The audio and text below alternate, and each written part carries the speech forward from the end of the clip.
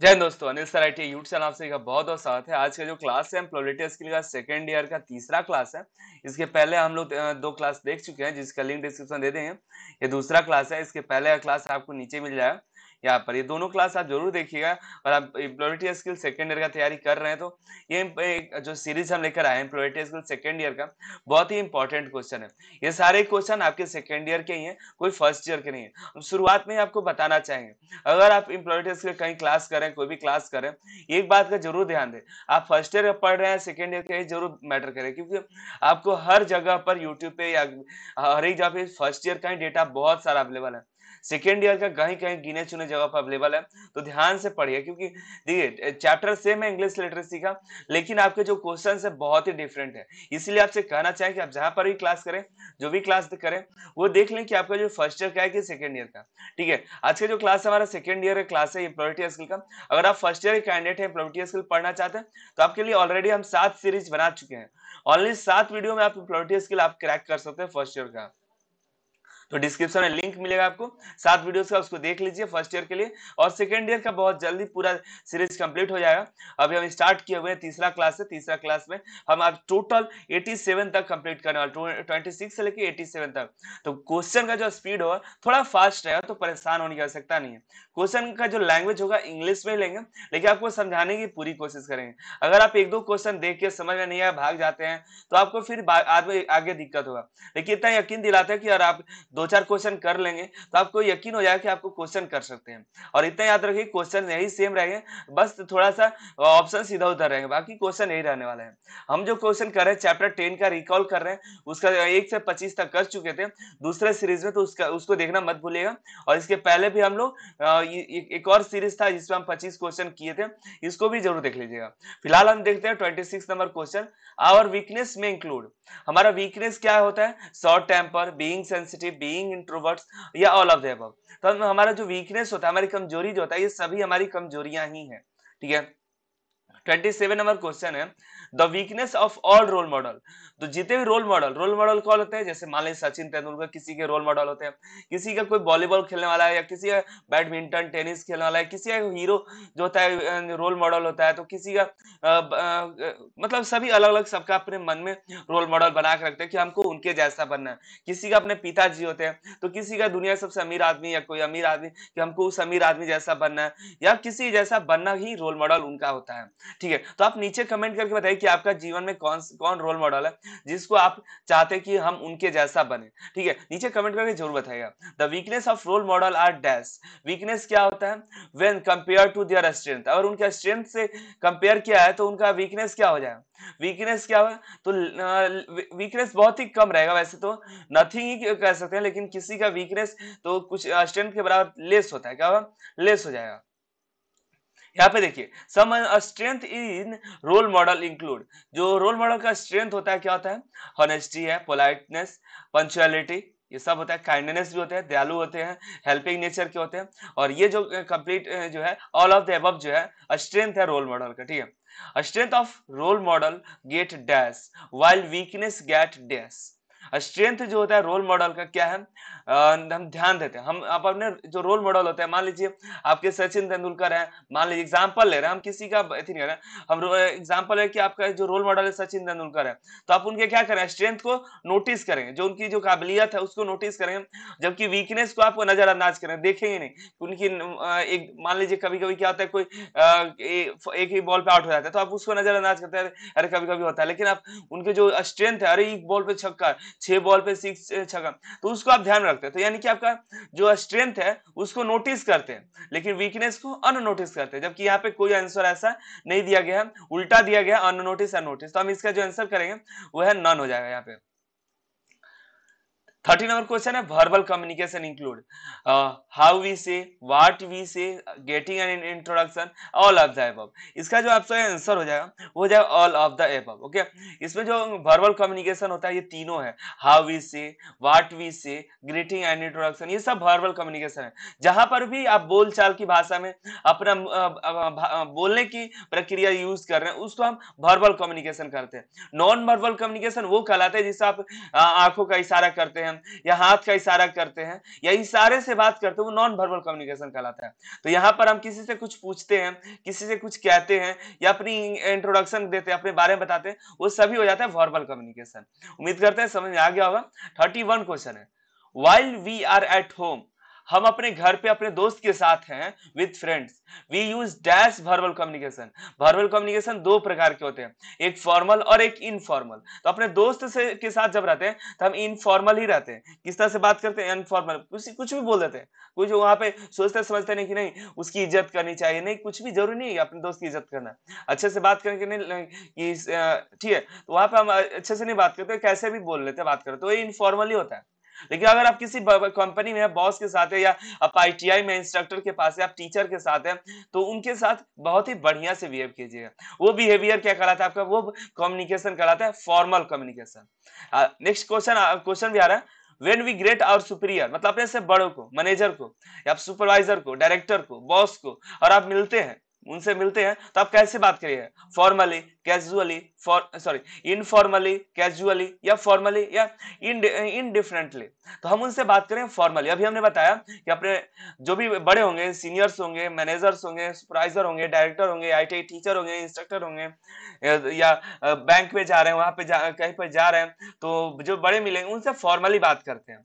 और अपने दोस्त के साथ रहे तो आप इनफॉर्मली बात कर सकते हैं। नेक्स्ट सवाल है 33, spoken communication is not only dash but also dash. Spoken communication क्या होता है इसके बारे में देखें, तो वर्बल कम्युनिकेशन है, नॉन वर्बल, स्पीकिंग, राइटिंग। तो spoken communication is not only speaking, यहाँ पे not only speaking but also writing. अब स्पोकन कम्युनिकेशन में सिर्फ बोलना ही नहीं, लिखना भी आप लिख सकते हैं, ठीक है। 34 में देखिए, non verbal communication include dash. Non verbal communication क्या होता है? एक इशारा होता है, जैसे मैंने बताया कि गेस्चर होता है, पोस्चर होता है, आई कांटेक्ट होगा, टोन्स होते हैं, अपीयरेंस होते हैं, ये सभी होते हैं non verbal communication. All of the above हो गया। और वर्बल कम्युनिकेशन तो पता है, जो बोल के हम बातचीत करके जो कम्युनिकेशन करे वो वर्बल कम्युनिकेशन। यहाँ पर 35 क्वेश्चन नंबर देखिए, यहाँ पे आंसर जो होगा ऑल ऑफ द अबव। 34 का D, what we communicate without word but with body language is an example। Without word, हम कुछ भी कहते हैं बिना ही किसी शब्द के, लेकिन हमारा बॉडी लैंग्वेज हम यूज करते हैं, वो क्या कहलाता है? Non verbal communication. क्या कहलाता है? Non verbal. हमने अभी यहाँ देखा, गेस्चर, पोस्चर, आई कांटेक्ट, आप फेशियल एक्सप्रेशन, आप देखते हैं हम बात करते हैं, हाय, किसी से हाय बोलना होता है हाथ ऊपर उठा देते हैं, या मान लीजिए आपको कुछ और जाना है, कहीं जाना है, तो या किसी से कर जल्दी जल्दी जाना होता है, या कोई मतलब अपने इशारों से बात कर लेते हैं, ठीक है। कोई कुछ पूछ रहा है, कुछ बोल नहीं सकते उस समय, तो आप मुड़ी हिला देते हैं, हाँ या ना में, नहीं नहीं मुड़ी हिला देते, तो वो आपका कहलाया नॉन वर्बल कम्युनिकेशन, ठीक है। अब 36 देखते हैं, working with other to find a mutual agreeable solution is called, यहाँ पे ये कहलाता है नेगोशिएशन कहलाता है, ठीक है। Working with other to find a mutual agreeable solution is called negotiation. 37 question देखिए, face to face communication involve feature like. जो फेस टू फेस जो कम्युनिकेशन कराता है क्या करा है? Maintain eye contact, responding patiently, clarifying doubts, या all of the above. तो जो फेस टू फेस कम्युनिकेशन होगा, बातचीत होगा, तो उस समय हमें आई कांटेक्ट मेंटेन करके रखना होता है, पेशेंटली रिस्पॉन्स देना होता है, वहां पे जो भी डाउट्स है उसको क्लियर कर लेते हैं। ये यहाँ पे जो है 37 का जो है ऑल ऑफ द अबव, ये सही है। फेस टू फेस, अगर मान लीजिए दो लोग खड़े होकर बात कर रहे हैं, कोई सवाल होता है किसी के मन में, तो एक दूसरे से पूछ के डाउट को क्लियर कर लेते हैं, और एक दूसरे के मतलब आई कांटेक्ट में रखते हैं, यानी कि झूठ बोल रहे हैं या आई कांटेक्ट नहीं रखे, तो ये भी गलत होता है फेस टू फेस कम्युनिकेशन में। और पेशेंसली, ध्यान से सुनना भी चाहिए, ये भी आप फेस टू फेस कम्युनिकेशन में होता है। तो all of the above is correct answer. 37 का डी आपका करेक्ट हो जाएगा। 38 नंबर देखिए, work place communication essentially start with exchanging. Work place communication जैसे कि आप कहीं पर काम कर रहे हैं, मान लीजिए आप किसी दुकान में या किसी वर्कशॉप में काम कर रहे हैं, तो वहां पर कैसे स्टार्ट करेंगे? सबसे पहले तो, और मान लीजिए किसी से बातचीत स्टार्ट करना है, तो आप यहाँ पे यह स्टार्ट करें ग्रीटिंग के साथ, ठीक है, अभिवादन के साथ स्टार्ट करेंगे, ठीक है। ये नहीं जाके अपना सीधा आइडिया तो नहीं देंगे, आप वहां पे ग्रीटिंग्स पे सबसे पहले करेंगे। 39 है communication with in an organisation is dash with superiors and can be dash with friends and colleagues. तो कम्युनिकेशन क्या है? Communication with in an organisation is formal with superiors, अपने सुपीरियर के साथ कैसे रहेंगे? फॉर्मली, मैंने बता रखा है और आपको याद हो गया होगा। Communication with an organisation is formal with superiors, अपने बड़ों से फॉर्मली बात करेंगे, and can be informal and can be informal with friends, अपने फ्रेंड्स हैं, कलीग्स हैं, दोस्त हैं, तो उनसे हम इनफॉर्मली रहेंगे। ठीक है, अब यहाँ देखिए 14 number question, good morning, nice to meet you, how have you been are example of good morning, nice to meet you, have you been. ये सब किससे हम बात करते हैं? ये सब किससे बोल सकते हैं? तो गुड, ये सब हम बात किससे कर लेते हैं?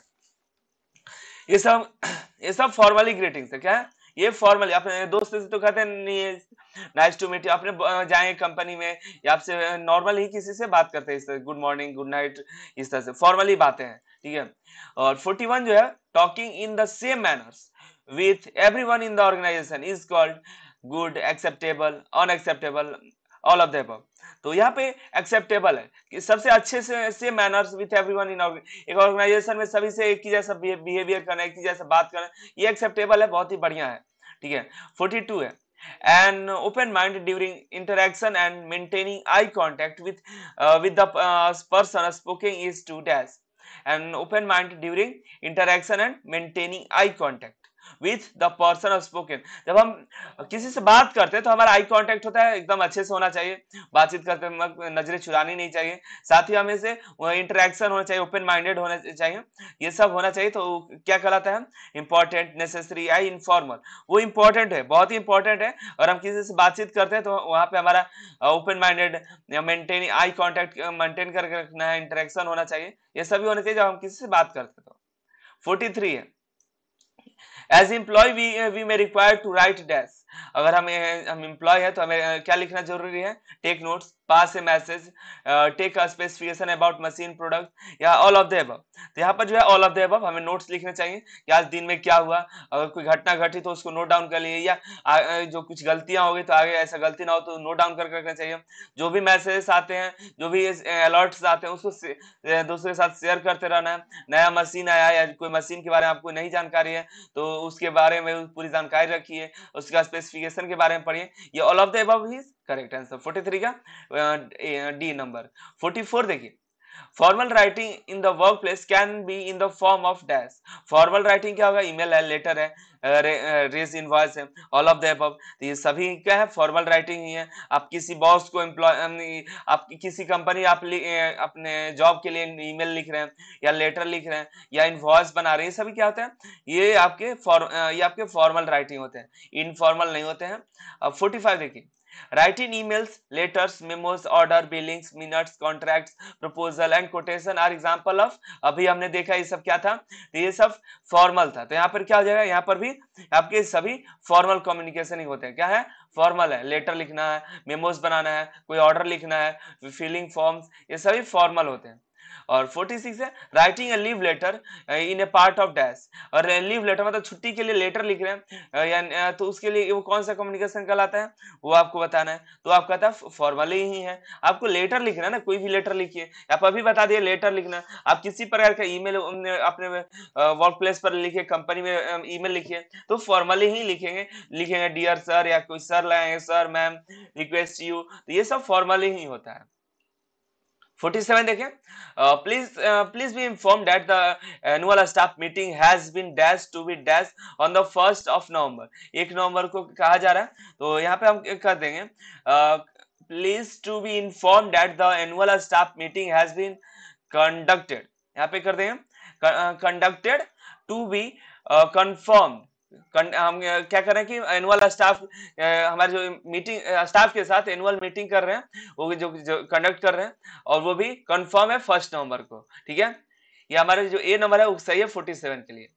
48 देखते हैं, Reena has dash to avail leave for 2 days to dash her cousin's wedding. She has dashed the letter to the supervisor। तो रीना हैज लगाना, तो Reena has planned to avail leave for 2 days to attend to attend her cousin's wedding. She has submitted the letter to the superior. ये आपका यहाँ पर सही होगा, यहाँ पे रीना हैज प्लान्ड, यहाँ पे डी नंबर है answer. Reena has planned, has के साथ वर्ब का तीसरा रूप लगता है, तो हम तीसरा रूप लगा देंगे। To avail leave, available leave या will leave for 2 days to attend, to के बाद अटेंड लगा देंगे। टू प्रीपोजिशन है, प्रीपोजिशन के बाद हमेशा वर्ब का दूसरा रूप लगता है, पहला रूप लगता है। Her cousin's wedding, she has के साथ वर्ब का तीसरा रूप, submitted the letter to the superior. बहुत बढ़िया, सही हो गया यहाँ पे। 48 का डी नंबर आंसर सही है। 49 देखें, imagine you have dash ABC company, आपके पास एबीसी नाम की कंपनी मान लीजिए, as craftsman dash an email to be sent to your supervisor. यहाँ पे 49 है, तो यहाँ पे देख लें, imagine you have joined, you have आपने ज्वाइन किया एक कंपनी एबीसी नाम का कंपनी में ज्वाइन किया, एज क्राफ्टमैन, क्राफ्टमैन के पद पर आपने ज्वाइन किया। Dash write and mail email to send to your supervisor, यहाँ पे हो जाएगा डी नंबर जो करेक्ट आंसर है 49 का डी। 50 नंबर देखें, dash the role of the supervisor to dash instruction to the craftsman on safety in the work place. यहाँ पर क्या होगा 50 का, तो यहाँ पे हो जाएगा सी नंबर जो आपका सही हो जाएगा। Play the role of the supervisor to dash instruction to give instructions to the craftsman on safety in the workplace। आप सुपरवाइजर के पद पर है, मतलब आपका जो यहाँ पर रोल है, आप सुपरवाइजर है, टू गिव इंस्ट्रक्शन, आप इंस्ट्रक्शंस दे रहे हैं क्राफ्टमैन को जो काम करते हैं सेफ्टी के ऊपर, कि वर्क प्लेस में कैसे सेफ्टी पे ध्यान रखा जाता है इस पे। 51 देखिए, 51 है, dash a note to be dash a note to be dash to the newly recruited craftsman about safety। Safety के लिए क्या करना है देखिए, तो 51 का जो आपका हो जाएगा यहाँ पे डैश ए नोट, तो राइट ए नोट हो जाएगा, write a note to be circulated to the newly recruited craftsman about safety. तो हम एक नोट लिखिए, वो भी सेफ्टी के बारे में, अबाउट सेफ्टी के बारे में लिखिए नोट, और सर्कुलेट करिए, सभी को घुमा दीजिए, सभी के पास भेज दीजिए जो जो नए रिक्रूटमेंट हुआ है उसी को। ठीक है, तो यहाँ पे 51 का सी जो है करेक्ट आंसर है। 52 देख लें, 52 dash means of immediate surrounding to the place our lives in. ठीक है, तो यहाँ पे dash means the immediate surrounding, तो अपने इमीडिएट सराउंडिंग मतलब आसपास, यानी कि आपके जो इन्वायरमेंट यानी आसपास की जगह में रहने वाले लोगों को क्या कहते हैं, तो आपको तो पता है नेबरहुड कहते हैं, पड़ोसी कहलाते हैं neighbourhood means the immediate surrounding to the place on lives, आप जहां रहते हैं वहां के आसपास के लोगों को हम नेबरहुड बोलते हैं, पड़ोसी बोलते हैं, पड़ोसी। हो नेक्स्ट क्वेश्चन देखें 53, नेबरहुड्स इंक्लूड फीचर लाइक, पड़ोसी क्या फीचर है, तो आपके पड़ोसी किस प्रकार के हो सकते हैं, तो यहाँ देख सकते हैं, यहाँ पे हिल्स होते हैं, माउंटेन्स हो सकते हैं, रिवर्स है, लेक है, यहाँ पार्क्स हो सकते हैं, ह्यूमन मेड सर्विस है जैसे school, post office, police station, ये सभी आपके नेबरहुड है। ये all of the above are neighbourhoods. Okay, अगर कोई पूछ दे कि 10 नेबरहुड्स प्लेस का नाम बताइए, तो आपको यहाँ सब चीज बता सकते हैं। ठीक है, बता दिए, हिल होता है, माउंटेन है, रिवर है, लेक है, स्कूल है, पोस्ट ऑफिस है, तो दूसरा क्लास का बच्चा भी बता सकता है। 54 बताइए, 54 है, नेबरहुड में बी डैश, नेबरहुड में be dash based on people, location, strength and weakness. Neighbourhood क्या होता है, डिस्क्राइब करते हैं, नेबरहुड डिस्क्राइब्ड में be described based on people, location, strength and weakness. Okay, may be described on people, location, strength and weakness। 54 का C answer हो जाएगा correct answer. अब देखते हैं 55, when we take the surrounding along dash the physical condition in which a person dash, it is called environment। environment कहलाता है, क्या कहलाता है environment, तो देखिए, तो when we take the surrounding along with, along के साथ with लगता है, along with the physical condition in which a person lives called it is called environment। तो when we take the surrounding along के साथ with लगता है, along with the which a person lives, जो लोग रहते हैं। ठीक है, तो जो लोग रहते हैं, ए पर्सन है तो ए पर्सन के साथ एस लगता है, लीव्स लग जाएगा, यहाँ पे लीव है तो गलत हो जाएगा, ईडी लगेगा ना, एक पर्सन रहते हैं तो उनको कहते हैं ईज में है ना, देखिए ईज में है तो यहाँ पर लग जाएगा एस लगेगा, भर का प्रेजेंट में ही जाएगा, तो यह हो जाए which a person lives, it is called environment. इसका जो सही आंसर है बी है 55 का। 56 देखिए, village is a dash place in a dash area. Village कैसा जगह है, कैसे एरिया के लिए, village is a dash place in a dash area. तो village is a small place, village is a small place in a rural area, not a urban area, it is a rural area. Rural area मतलब देहात क्षेत्र, और शहर area को urban area बोलते हैं। तो गांव एक देहात क्षेत्र होता है, इसलिए रूरल एरिया बोलता है, वो छोटा सा होता है। 57 देखिए, a town is dash than a village. A town को विलेज से कंपेयर किया जाता है, बट डैश देन सिटी, यहाँ पे सिटी से कंपेयर किया जा रहा है। तो टाउन इज ए लार्जर हो जाएगा, क्या हो जाएगा यहाँ पे लार्जर हो जाएगा, विलेज से लार्जर होता है। Town is a larger than village, village से लार्ज होता है बट स्मॉल देन सिटी। एक टाउन जो होता है गांव से बड़ा होता है और सिटी से छोटा होता है, ठीक है। तो 58 देखिए, वी डैश बुक, जैसे कि मान लीजिए इसका एग्जांपल ले लेते हैं। मान लीजिए अगर आप बक्सर से हैं या कोई छोटे शहर से, ठीक है, आप आप एक जिले से मान लेते हैं, तो जिला हो जाएगा टाउन, आपका गांव हो जाएगा विलेज, और जो आपको जो मेन सिटी यानी कैपिटल आपका हो जाएगा वहां पे सिटी। इसे समझ लीजिए कि आपका टाउन, सिटी और विलेज। तो 58 देखिए, we dash book from a library. आप लाइब्रेरी देखिए जहाँ पे किताबें मिलती हैं, तो किताबें क्या करते हैं, खरीदते हैं या बेचते हैं वहां पे ना, वहां पे खरीदते हैं नहीं बेचते हैं, वहां पे किताब बोरो करते हैं, कुछ देर के लिए उधार टाइप का लेते हैं, फिर हम पढ़कर वहां लौटा देते हैं, वैसे उसको लाइब्रेरी कहते हैं। अगर वहां खरीदते हैं बुक को आप, तो बुक स्टॉल कराता है, स्टेशनरी कहलाता है, ठीक है। 59 देखिए, there dash a coffee shop dash a park, dash the park है। तो देखिए, तो there is a coffee shop और dash next to the park, ठीक है। The dash there is a coffee shop next the park, next to the park, B number correct है। 60 देखिए, the area is dash as the houses in it is cost of lot of money. तो the area is dash, lot of money मतलब पैसे ज्यादा खर्च हो की बात हो रही है। The area is expensive as the houses is in its cost of lot of money, तो एक्सपेंसिव हो जाएगा। अब यहाँ पे देखिए 61, there are dash apartment in my neighbourhood. तो यहाँ पर स्पेसियस हो जाएगा, there is spacious apartment in my neighbourhood. हमारे नेबरहुड, हमारे पड़ोसी में एक बहुत ही स्पेसियस अपार्टमेंट है। यहाँ देखिए, it is a dash locality one need not fear, it is a safe locality. हमारा जो क्षेत्र है बहुत ही सेफ है, वहां डरने की कोई जरूरत नहीं है। 63 देखिए, there is a water scarcity in locality, the area is dry.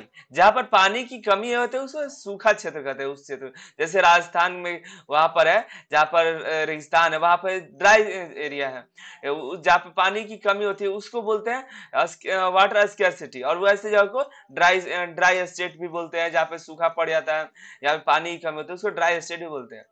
या 54 देखिए, transportation to some rural area is difficult as the road are dash। Transportation मतलब एक जगह से दूसरी जगह जाना, वहां पे बहुत ही दिक्कत हो जाती है, जहां पे आपको रोड की भी दिक्कत होती है। रोड जो होते हैं अनइवन होते हैं, रोड बराबर नहीं होते हैं, उसको कहते हैं वहां पे ट्रांसपोर्टेशन जो है बहुत ही दिक्कत होता है। रूरल एरिया में तो और होता है, कुछ रूरल एरिया में सड़कें जो होती हैं बराबर नहीं होती, जिसकी वजह से आपको एक जगह से दूसरी जगह जाने में बहुत ही डिफिकल्ट होता है। तो यहाँ पे अनइवन सही हो जाएगा। 65 देख लें, there is a big playground dash our house. क्या होगा, there is a big playground near our house. हमारे घर के बगल में बहुत ही बड़ा प्लेग्राउंड है। 66 देखें, there is a garden with dash flowers in our neighbourhood. There is a garden, एक गार्डन है विथ यहाँ पे सेफ क्लियर, यहाँ पे lovely flower in our neighbourhood. There is a garden, हमारे पड़ोस में बहुत ही प्यारा फूलों का गार्डन है, मतलब अच्छे से बहुत ही सुंदर गार्डन है जहाँ बहुत सारे फूल है, हमारे पड़ोसी में ही है। 67 देखें, can dash tell dash about the strength of the neighbourhood. Can you tell me, क्या तुम मुझे कहोगे अपने पड़ोसी का स्ट्रेंथ के बारे में। कैन यू टेल मी, यहाँ पे डी नंबर है, can you tell me about the strength of the neighbourhood, ठीक है। 68 देखिए, there is a lake near the area. Sometimes people dash garbage it. Lake मतलब लेक हो जाएगा आपके एरिया में, मतलब समुद्र, नदी हो जाएगा, नदी हो जाएगा, लेक हो जाएगा, लेक हो जाएगा, झील हो जाएगा। सी होता तो समुद्र हो जाता, और रिवर होता तो नदी हो जाता। तो लेक है तो झील है। हमारे घर एक हमारे एरिया में एक झील है जिसमें कभी कभी लोग क्या करते हैं, उसमें गार्बेज को फेंक देते हैं। पीपुल जो है वहां पे गार्बेज को थ्रो कर देते, फेंक देते हैं, थ्रो गार्बेज इनटू इट, उसमें गार्बेज फेंकते हैं, मतलब गंदगी फेंक देते हैं। जैसे कि नदी है, मान ली नदी ही है, तो वहां पे भी लोग अपने जो घर का जो कचरा होता है लाके डाल देते हैं नदी नदी में ही। उसी बात हो रही है कि देयर इज ए लेक, हमारे घर के नजदीक, हमारे एरिया में एक झील है, वहां पे लोग क्या करते हैं, गार्बेज को, गंदगी को, जो कूड़ा कचरा है उसको उसमें फेंक देते हैं। 69 नंबर है, the condition in a place that dash the behaviour and dash of the somebody और समटाइम इज कॉल्ड एनवायरनमेंट। यहाँ पर फिर से एनवायरनमेंट की बातें की गई है, तो यहाँ पे कह दें the condition in a place that affect the behaviour and development of some, यहाँ पे हो जाए, नहीं सॉरी, यहाँ पे रॉन्ग है, अफेक्टेड, ये नहीं है, आपको हो जाए the condition in a place affected the behaviour that affected the behavior and development of somebody or sometimes is called environment. Okay, ये सही है। इसी नंबर 69 है ना, तो यहाँ पे आपका डेवलपमेंट अफेक्टेड, डेट अफेक्टेड नहीं हुआ, यहाँ पे डेट अफेक्ट हो जाएगा, वर्ब का तीसरा रूप नहीं लगेगा, यहाँ पे अफेक्ट हो जाएगा ना, डेट अफेक्ट हो जाएगा, that affect the behaviour, conditions है, वर्ब का पहला रूप यहाँ लगा हुआ है, तो यहाँ पर भी वर्ब का पहला रूप ही लगेगा, मतलब प्रेजेंट में है तो यहाँ पे प्रेजेंट में रहेगा, affect the behaviour and development of somebody and sometimes is called environment. 69 का बी जो है करेक्ट आंसर है। यहाँ पे 70 देखें, a dash maintain neighbourhood is a dash environment to live it. A dash maintain neighbourhood, a well maintained neighborhood is a good environment to live in. Okay, 71, identify the opposite, clean x dash health x, health into है, x नहीं है, into है, identify करना है, clean into dirty, health into unhealthy। यहां पे आपका हो जाएगा आइडेंटिफाई द अपोजिट, क्लीन का क्या हो जाएगा, अपोजिट बताना है, क्लीन का हो जाएगा डर्टी हो जाएगा, और हेल्दी का अपोजिट अनहेल्दी हो जाएगा। सही हो जाएगा आपका, अपोजिट पूछा जा रहा है तो क्लीन का हो जाएगा डर्टी, और हेल्दी का हो जाएगा अनहेल्दी। बहुत ही बढ़िया। 32 है, rain water harvesting dash to prevent water scarcity. मतलब यहाँ पे बात हो रही है वाटर हार्वेस्टिंग। क्या होता है ना कि पानी के, जैसे कि मान लीजिए आपके आसपास बहुत ही पानी की कमी होती है, तो आपके यहाँ कभी बारिश भी होती है, तो पानी को रोक लेना, उस बारिश के पानी को बहने नहीं देना, उसको रोक के उसको उपयोग करना। जैसे कि जहां पर पानी की कमी होती है वहां पे वाटर हार्वेस्टिंग करते हैं लोग। रेन वाटर, जो वर्षा का पानी होता है, अपने छतों पर या एक टंकी बना देते हैं, जो वर्षा का पानी होता है उसमें आपको स्टोर कर लेते हैं, वो खेत पटाने में बाद में काम आता है, या उनके कभी कभी बर्तन मांजने, या कोई ऐसे चीजें जिनका उपयोग बाद में भी उसे उस पानी का कर लेते हैं, उसको कहते हैं रेन वाटर हार्वेस्टिंग।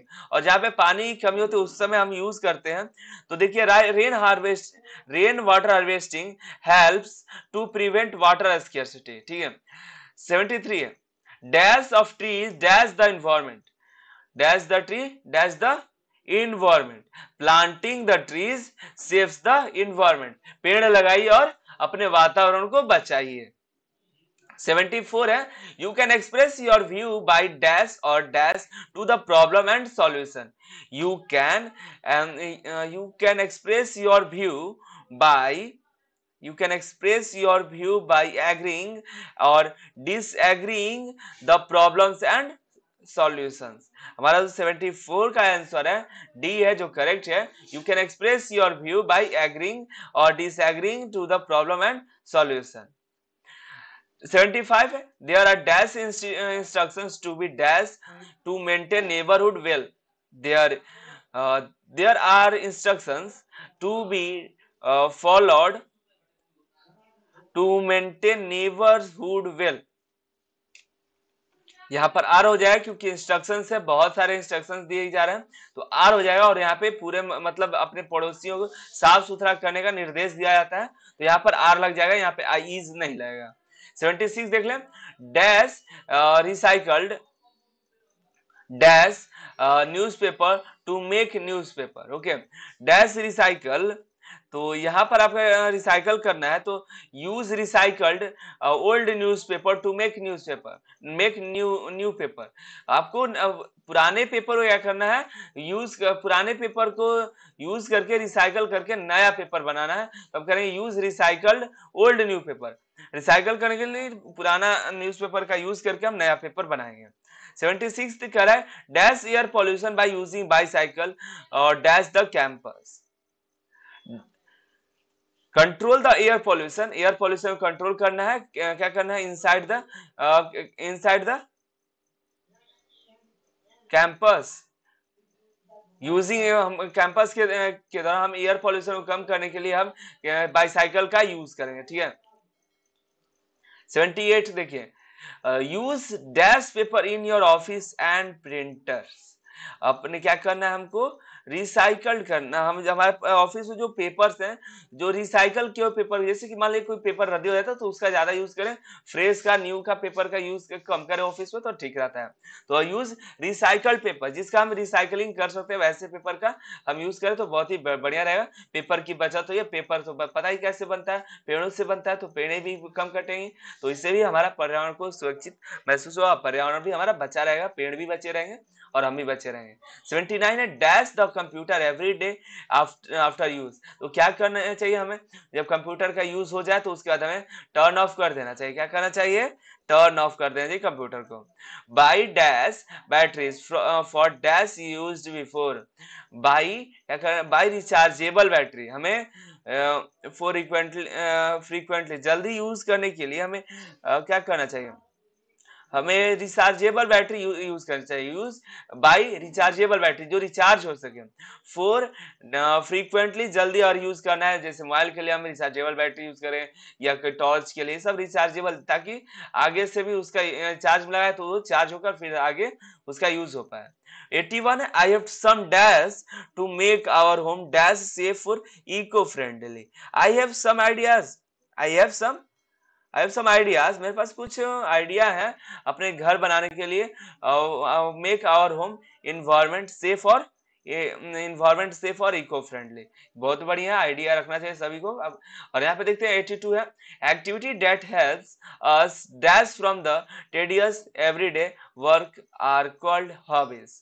देखिए यहाँ पर relax, activity that help us relax, वैसा काम जो आपको रिलैक्स महसूस हो, जो आपको अच्छा लगे, वैसे काम को हम कहते हैं हॉबीज। क्या कहते हैं, हॉबीज। कोई पूछता है ना आपकी हॉबीज क्या है, तो आप कहते हैं बुक रीडिंग। सभी कहते हैं कि किताब पढ़ना अच्छा लगता है, जबकि बुक रीडिंग कोई कोई बहुत ही कम ही लोगों का हॉबीज होता है। बुक रीडिंग कोई बहुत ही कम लोगों का, जैसे आप हॉबीज वो कहलाता है ना जब आप खाली समय हो तो आप उसको करने में मजा है, या आपको वो जो काम करने में भूख प्यास सब मिट जाए, मजा आए बस उसको काम करने में। ये नहीं कि आपको प्रेशर से नहीं, आपको काम करने में ही मजा है, वैसे काम को हॉबीज कहते हैं कि आप उसी काम में लगे रहते हैं। कोई कहता है अरे दिन भर इलेक्ट्रिशियन या काम में बना लगे रहता है, भले काम रहो चाहे मत रहो, उसी में मन लगता है उसका, तो उसको रिलैक्स फील होता है। वो उसमें उसका हॉबीज है कि कोई मशीन है तो उसको खोल खाल के बनाए, बिगड़ा हुआ नहीं भी है तो बिगाड़ दे खोल खाल के, वो उसका हॉबीज है। तो अच्छा है, ठीक होता है हॉबीज पे काम करना। बहुत ही अच्छा हो जाता है कि अगर आपका जो हॉबीज है और उसी लाइन में आप हैं, तो ये तो और ही बेटर हो जाता है कि आपको काम करने में मन लगेगा, चौबीसों घंटा आप उसमें लगे रहेंगे और आपको कुछ पता नहीं चलेगा, अच्छा रह देता है। तो लेकिन बहुत ही कम ऐसे भी लोग होते हैं जिनको अपने हॉबीज जो है उसी पर नौकरी मिल जाए या वो उसी तरह का जॉब कर पाए। ठीक है, नेक्स्ट देखते हैं 83 hobbies dash to activity that we dash in our leisure time. Leisure time मतलब खाली समय। हॉबीज क्या होता है, hobbies refer to activity that we do in our leisure time. Hobbies होता है जब आपका खाली समय है, उस समय आप जो काम करते हैं उसको कहते हैं हॉबीज। ओके, जब भी आप कहीं खाली बैठे हुए हैं तो आपको जैसे बहुत से लोगों को लूडो खेलना अच्छा लगता है। जब भी खाली बैठे मोबाइल निकाल के आजकल तो मोबाइल में आ गया लूडो, दो चार लोग मिल गए उसी में खेलने लगे। तो इस सबका अलग अलग हॉबीज होता है। ये नहीं कि आपसे कोई पूछ दे कि आपके हॉबीज क्या है तो बढ़ चढ़ के बता दे कि हमारा बुक रीडिंग है। नहीं, वैसा काम जो आप जब खाली समय हो तो आपका ध्यान है कि चलो यही कर लेते हैं, ये अच्छा रहता है, अच्छा लगता है मुझे, वैसे को हॉबीज बोलते हैं। 84 नंबर है, gardening, reading, collecting stamp, singing, dash example of hobbies. Singing, ये सब क्या है? सम एग्जांपल्स है हॉबीज के। तो क्या है 84 का आपका जो है, gardening, reading, collecting stamp, singing are some examples of hobbies. ये कुछ एग्जांपल है हॉबीज के। किसी को अच्छा लगता है कि उनके घर में बागान है तो उसको पटाते रहना, उसमें घास लगाए तो निकालते रहना, फूल पौधों को झाड़ते, नए नए पौधे लगाते रहना, अलग अलग तरह पौधे लगाना। बहुत से लोगों को पढ़ना भी होता है, कलेक्टिंग स्टैम्प पेपर जो होता है, स्टैम्प जुटाते रहना, गाते रहना, ये सभी हॉबीज होते हैं। किसी का नाचना होता है, किसी का अलग अलग होता है। तो अपना हॉबीज नीचे कमेंट करके बताइए कि आपका हॉबीज क्या है, नीचे कमेंट करके जरूर बताइएगा, ठीक है। The Joy fall is the dash, sorry, the Joy falls in the second dash waterfalls in India. तो जॉय फॉल्स कौन सा सेकेंड वाटरफॉल है पूरे भारत का? तो वो है आपका जो highest, the Jog Falls is the second highest waterfall in the waterfall in India. और यहाँ देखते 86, the world's dash beach is along the Bay of Bengal in Tamil Nadu. The Bay of Bengal in Tamil Nadu. यहाँ पे जो है longest, the world's longest beach is along the Bay of Bengal in Tamil Nadu. Tamil Nadu जो भी है यहाँ पे लॉन्गेस्ट आपका आंसर हो जाएगा, the world's longest beach. Okay, 87 देख लेते हैं। One of the seven dash of the modern world is located in Agra in Uttar Pradesh. तो आपको पता है 7 अजूबा है पूरे दुनिया में, 7 अजूबे हैं, उनमें से एक है आगरा का ताजमहल। वो है one of the seven wonder, one of the seven wonders, मतलब 7 अजूबों में से एक जो अजूबा है वो आगरा में, आगरा जो है उत्तर प्रदेश में। ये हमारा लास्ट क्वेश्चन था। उम्मीद करते हैं आपको सभी क्वेश्चन समझ में आए होंगे। और किसी क्वेश्चन डाउट होता है तो नीचे कमेंट जरूर करिएगा, क्योंकि आंसर मेरे द्वारा ही बनाए गए हैं। तो कहीं कुछ डाउट होता है तो नीचे जरूर कमेंट करके बताइएगा। और पिछला क्लास में जो भी डाउट हो सभी नीचे कमेंट करके जरूर बताइएगा, अगले क्लास में उसको डिस्कस कर लिया जाएगा। फिलहाल अभी आप देख सकते हैं अभी इंपॉर्टेंट क्लासेस चल चुके हैं। एम्प्लॉय टेस्ट के फर्स्ट ईयर फर्स्ट वीडियो है, इसके बाद दूसरा वीडियो चल चुका है, ये आज का तीसरा वीडियो है। तीनों का लिंक डिस्क्रिप्शन दे देंगे। आप अनिल सर आईटी वेबसाइट पर चले जाइएगा, वहां पर आपको पीडीएफ भी अपलोड करा देंगे। इसका पीडीएफ बहुत जल्द आ जाएगा, तो इसको और आप मॉक टेस्ट में जाके आप मॉक टेस्ट भी दे पाइएगा। इसको ओपन करिएगा, ओपन करने के बाद आप नीचे तरफ जाए तो आपको मॉक टेस्ट मिल जाएगा। इसका सेकेंड ईयर का मॉक टेस्ट हम अवेलेबल करा दिए हैं। यहाँ पे आइएगा employ skill second year module 1, और इधर एक दो दिन के अंदर और भी मॉड्यूल्स आ जाएंगे। फिलहाल अभी इतना ही है, अभी इससे काम चलाइए, तब तक बहुत जल्द आपको मॉड्यूल आ जाएगा। और उसको एग्जाम देने के बाद आप नीचे तरफ आप अपना डिटेल जरूर डाल दीजिए, जिससे देखिए अभी तक बहुत सारे कैंडिडेट्स यहाँ पे टेस्ट दिए हैं तो अपना अच्छा सा स्कोर कर लिए हैं। आप भी अपना टेस्ट देखिए, अपना अच्छा सा स्कोर करके नीचे कमेंट बताइए। अभी कम क्वेश्चन से धीरे धीरे आपको लाते रहेंगे। चैनल पर अपडेट रहेगा तो आपको सभी चीजें हम प्रोवाइड करते रहेंगे। मिलते हैं साथ अगली वीडियो में अगली जानकारी के साथ। आप सभी का बहुत बहुत धन्यवाद।